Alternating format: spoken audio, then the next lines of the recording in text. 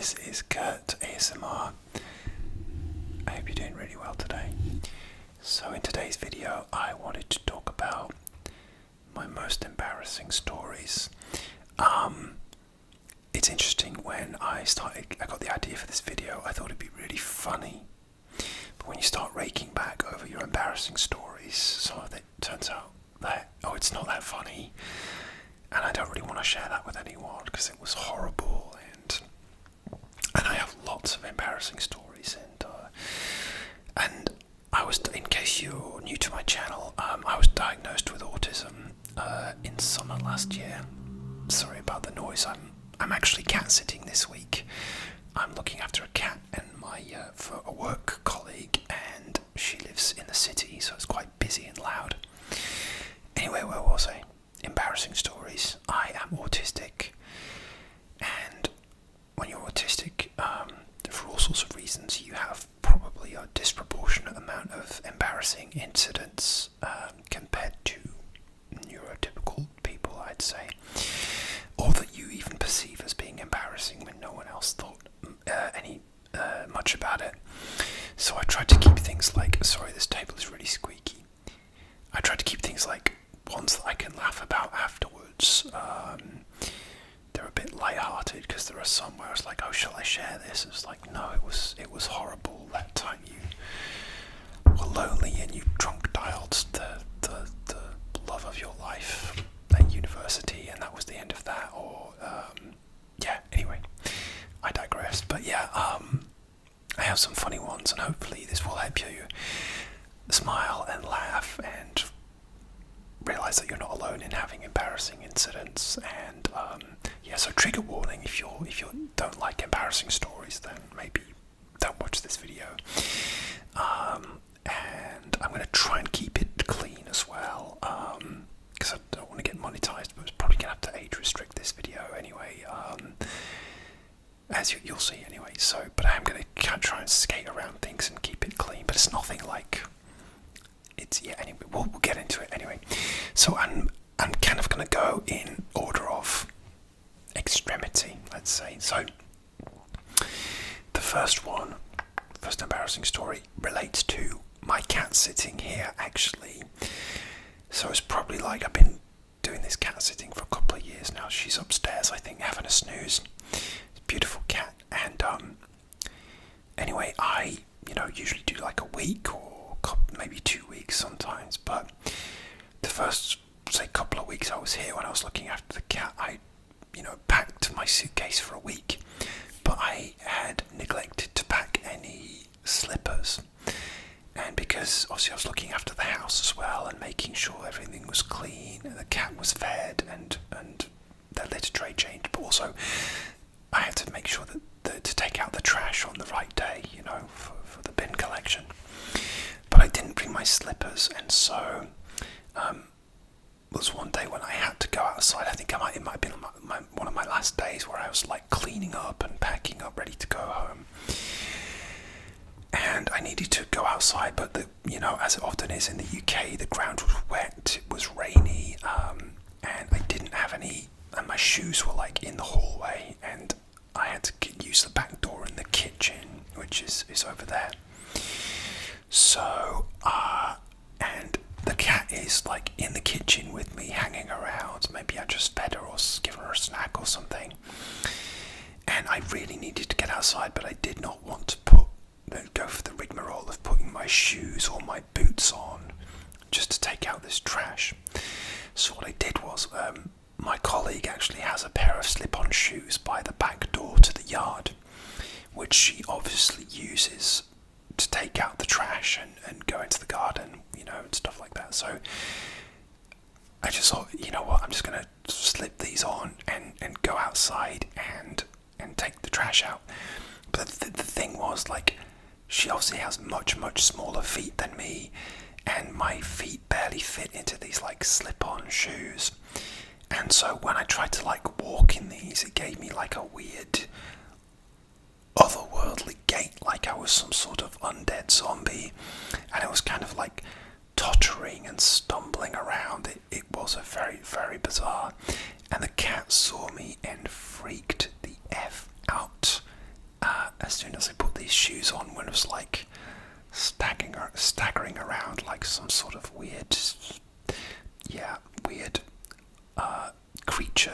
God's earth, you know. It was so, she was so freaked out, and I was like, I'm really sorry.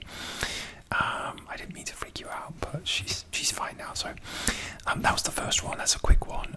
When I freaked out the cat because I was wearing my work colleagues' slip-ons to take the trash out, and they were too small for me, and I learned my lesson. And you bring my own slippers now, although my own slippers are too big for me, and they're not great for like walking in, so I need to invest in some slippers that actually fit my feet. So that is that one. But I really, it was so funny because I was like shuffling and staggering. It must have looked like a zombie or something, because suddenly like there's this cat that's got to know me and likes me, and then suddenly she's like completely freaked out. So yeah, obviously it wasn't intentional to freak her out, but she didn't know what to make of it. So you might hear her, she has a little bell on, so she wanders, when she wanders past you'll hear a little bell, but she doesn't like being picked up, so I don't know if you'll get to see her. Okay, the next story is okay. Oh right, so this one relates to two things I love, that is France and going to the movies. So when I was at university, the first time I went to Paris, I decided I was going to go at Christmas time. I actually wasn't getting along with my family. Well, I was, but I didn't want to go to like my sister's for Christmas. It was a whole thing. I didn't like going at that time. I hated Christmas, so I decided to go to Paris, and I deliberately decided to go Christmas Eve until Boxing Day, which is the 26th of December, which is like a holiday here, like a bank holiday, public holiday, whatever. So so I decided I'd go to Paris, and I booked my tickets. I got a pretty good deal because I was a poor student at the time, and I decided to go. And I mean, that's a whole story time in itself, because it was like, and this was long before I started learning French seriously and blah blah blah, but it was also in the middle of a really, really big snowstorm, like a really big snowstorm.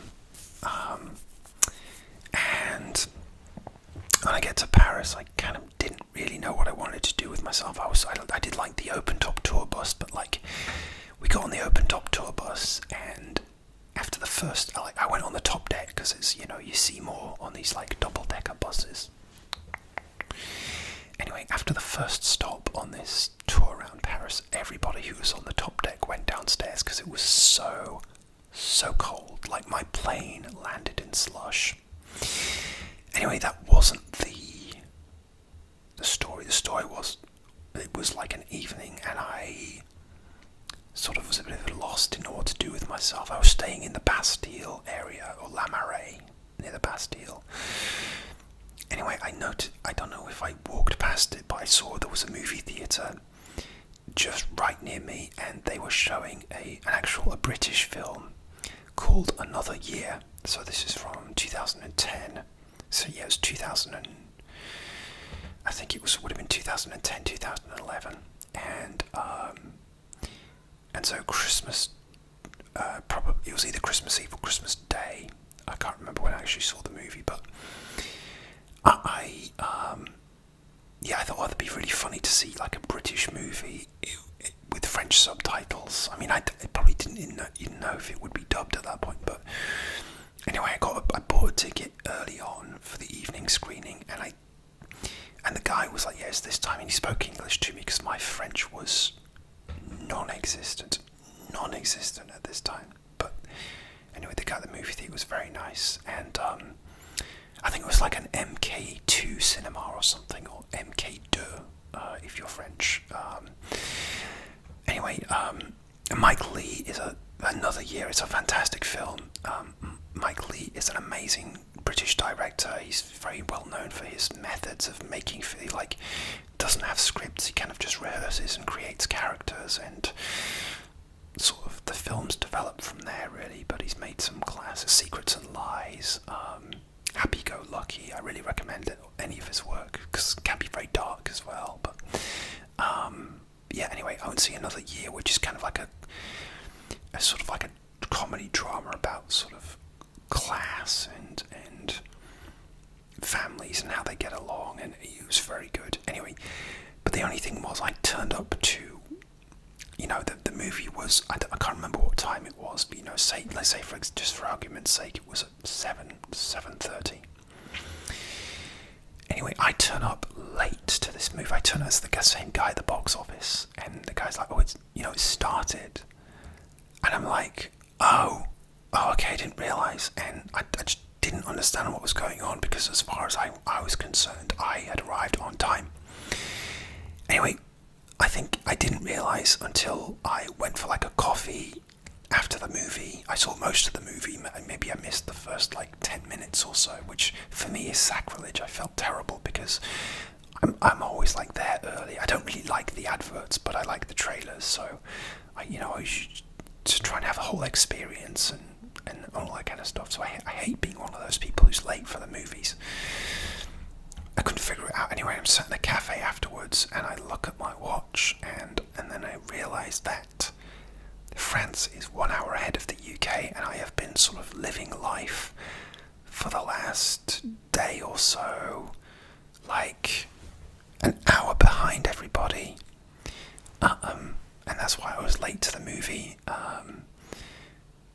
So yeah, I was kind of like living in an hour time warp, just, I guess, living my best life in very, very snowy Paris. But it was amazing. I wouldn't change it for the world, except I would turn up early to the movie, because that does embarrass me. But yeah, I was walking around Paris not realising what time it was, and yeah. So that's my embarrassing story. So from Paris. Okay, next one. Okay. Oh no, not that one yet. Okay, right. So here's another one which relates to another interest of mine, and that is cologne and fragrances. So this is about the time I wore too much cologne. So I was getting into cologne around, about 10, 11 years ago, when I really started getting into it, because I started I had my same one that I use all the time, and then I'd got a couple more for Christmas and birthdays and things. So I'd got Victor and Wolf Spice Bomb and Boss bottles. So suddenly I had maybe 3 colognes. I've never had 3 fragrances before. So, and then I just fell down a hole of YouTube videos about colognes, and I wanted to try them all. So that's when I really started going to all the stores and trying all the colognes. Anyway, I don't know what the issue was, but I don't think I was spraying loads of different ones, but I think what happened was I sprayed one way too much, one that was at the time very strong.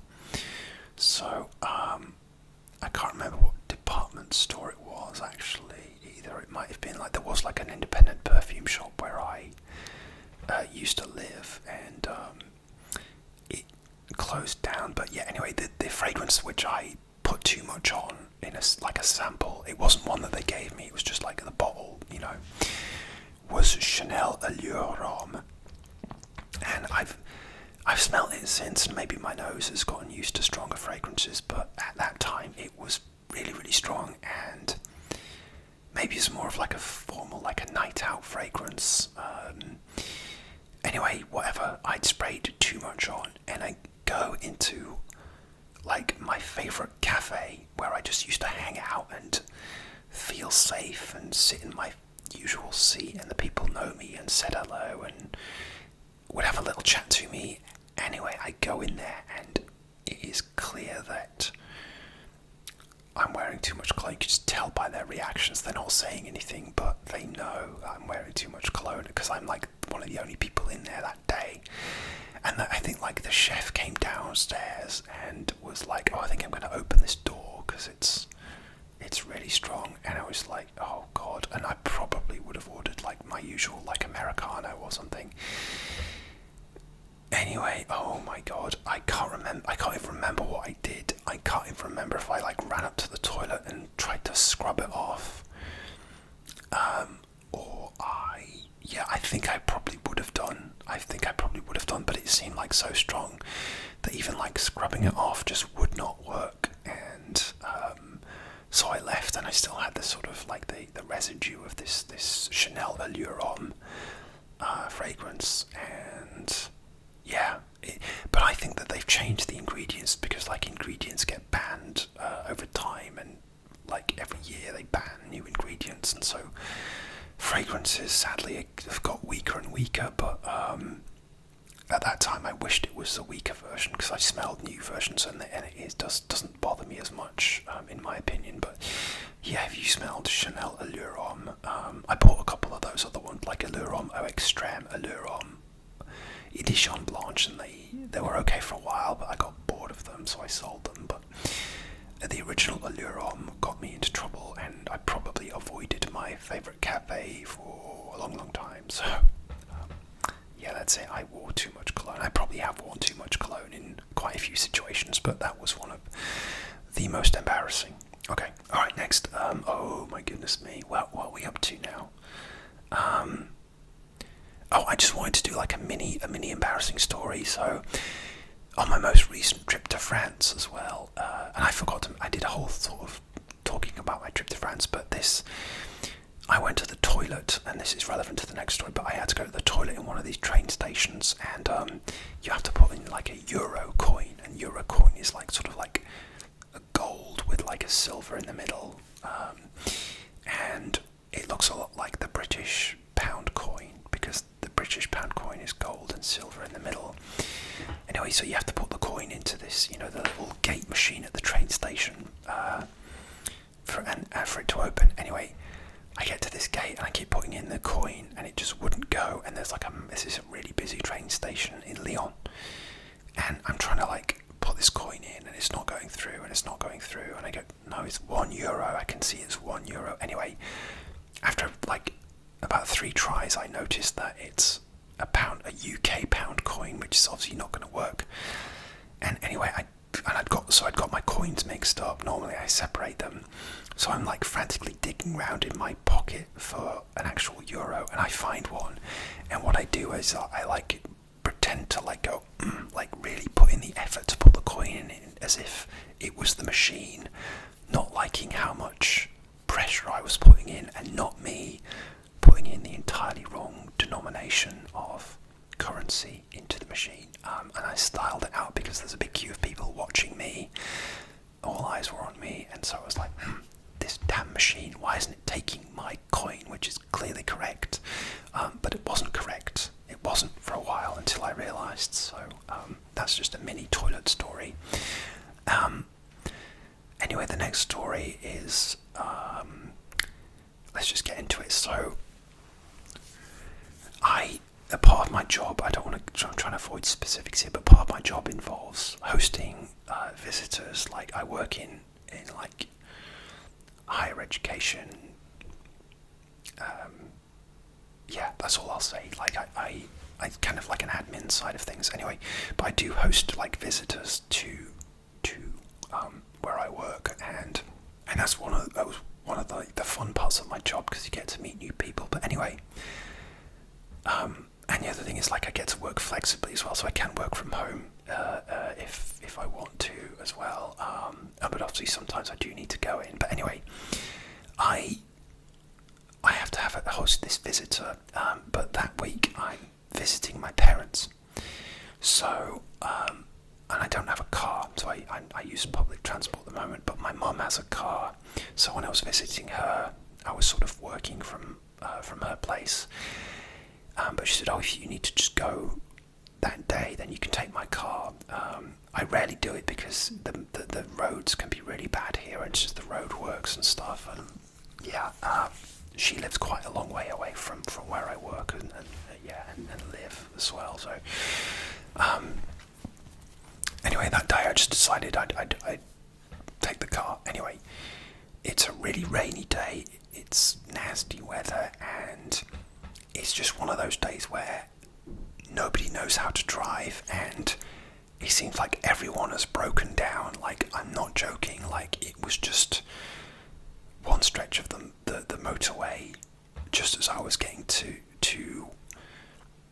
near to where I work, was like crash after crash cars, maybe in a couple of accidents, but loads of broken down cars, so traffic was having to slow down to go past the breakdown trucks and stuff, and it was literally one after the other. I've never seen anything like it. I don't know what was going on that day, if there was something in the atmosphere or something, I don't know. But and then I get into like the city where I work, and there is a crash, like literally like 2 minutes from where I park, and so all the traffic is backed up. But at this point I am dying for the loo. I really need to pee, and it's getting stronger and stronger, and the traffic is not going anywhere. It's just slow, and my need to pee is getting even more, and the time where I have to meet this visitor is coming up. So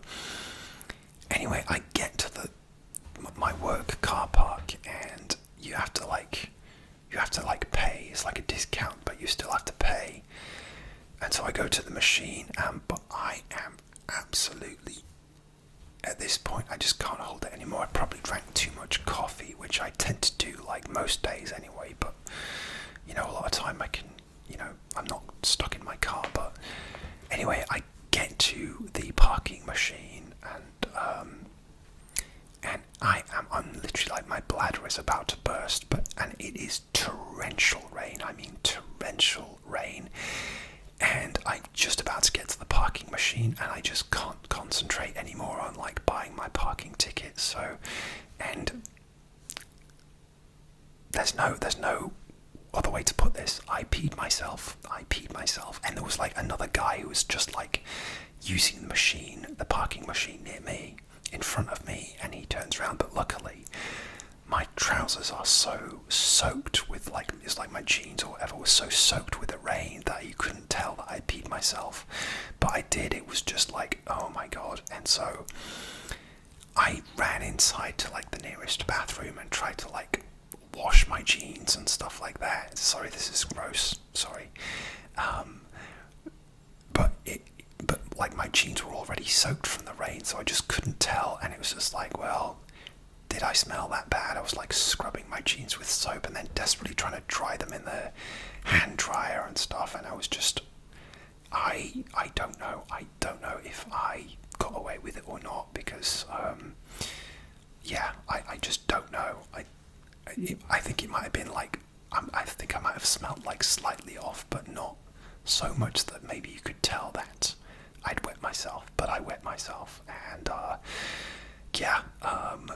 what I should have done was just gone in like my coffee. I had like a coffee cup holder. I should have just emptied that into the ground and just gone in that. But no, I didn't. I peed myself. So that happened. Alright, so that is the end of my embarrassing stories. I think that is quite enough. I don't know if I'll do another with one of those, because I don't know where I'm going to go from there. But if you do want to hear any more, please let me know. You strange people. So that's it. I hope you enjoyed. Please like, comment, and subscribe. I've been a bit inconsistent lately because life is crazy. Life is crazy at the moment. I've got a lot of big life events coming up, and busy with work, so my upload schedule is a bit off. But please stick with me, and I will post when I can. And I've got some great ideas for ASMR videos coming up. So, okay, thanks for hanging out with me today. I need a cup of tea and I need